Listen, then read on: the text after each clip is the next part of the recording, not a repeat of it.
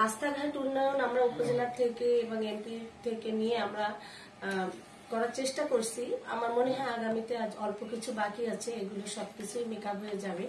তো আমি যেটা বলতে চাই সেটা হচ্ছে বড় বড় অট্টালিকা গড়বে, রাস্তাঘাটের উন্নতি হবে, কিন্তু আমাদের যে উত্তরসূরি, যে আমাদের নিউ জেনারেশন, এদের যারা উন্নয়নের মহাসড়কের যাত্রী, আমরা যে উন্নয়নের যাত্রী হিসেবে যে প্রজন্মকে সামনে এগিয়ে নিয়ে যাবো, সেই প্রজন্ম যদি একটু সুস্থ জাতি হিসেবে আমরা গড়ে না রেখে যেতে পারি, সেখানে যদি আমাদের ব্যর্থতা হয়, শুধুমাত্র রাস্তাঘাটের উন্নতি, বড় বড় মিল কারখানা খুলে তো আমাদের কোনো লাভ হবে না। তো আমি মনে করি আমাদের যে ইয়ং জেনারেশন, এদেরকে সুশিক্ষায় শিক্ষিত করতে পারলে এদের মাধ্যমেই আমরা দেশ এবং বিদেশে অনেক গৌরব অর্জন করবো। ভবিষ্যতে আমরা নারী শিক্ষার দিকে বেশি অগ্রসর হব, কারণ নারী আমাদের বেগম রোকেয়া যেমন বলেছিলেন যে আমাকে একটি শিক্ষিত মা দাও, নেপোলিয়ন বোনাপার্ট বলেছিলেন যে আমাকে একটি শিক্ষিত মা দাও, আমি একটি সুস্থ জাতি দিব।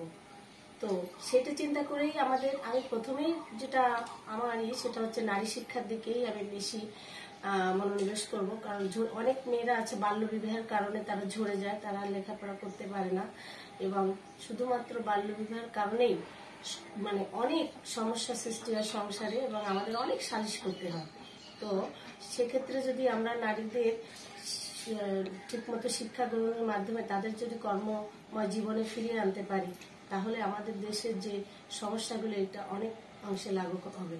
মেয়েদেরকে আপনার প্রধানমন্ত্রী যেটা বলেছে যে নারী উদ্যোক্তা সৃষ্টি করতে হবে, সে নারী উদ্যোক্তা সৃষ্টি করতে হবে, তারপরে বাল্য বিবাহ রোধ করতে হবে, নারীদের আর্থিকভাবে সক্ষমতা অর্জন করতে হবে, ক্ষুদ্র ব্যবসা করতে হবে। আর আমাদের এলাকার নারীরা কিন্তু বেশিরভাগ কৃষি কাজ করে, যেহেতু বাংলাদেশ কৃষি প্রধান দেশ, তারপরে আমাদের এলাকার বেশিরভাগ মেয়েরাই হচ্ছে কৃষি কাজ করে থাকে। তো সেই ক্ষেত্রে তারা যদি ক্ষুদ্র লোনের মাধ্যমে তারা নিজেরা একটু ব্যবসা করতে পারে, তাহলে তার পরিবারকে সে সাপোর্ট দিতে পারবে।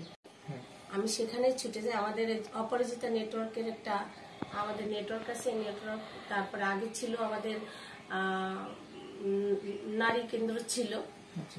তো সেখানে আমাদের যে 7টা ইউনিয়নের সব জায়গায় আমাদের নেট আছে, আমরা নেটের মাধ্যমে যখনই জানতে পারি যে আমাদের কোথাও নারী নির্যাতিত হচ্ছে, তখনই আমরা সেখানে ছুটে যাই।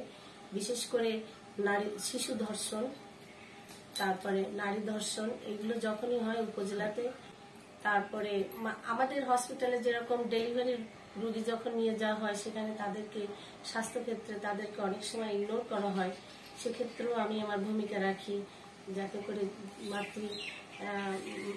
মা এবং শিশু যাতে ভালো থাকে, কোনো গর্ভবতী মা যেন।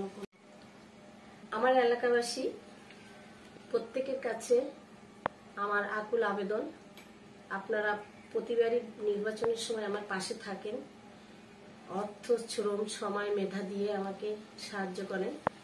তো আমি আবারও নির্বাচনে অংশগ্রহণ করতে চাচ্ছি, আপনাদের সকলের আশীর্বাদ আমার একান্ত কাম্য।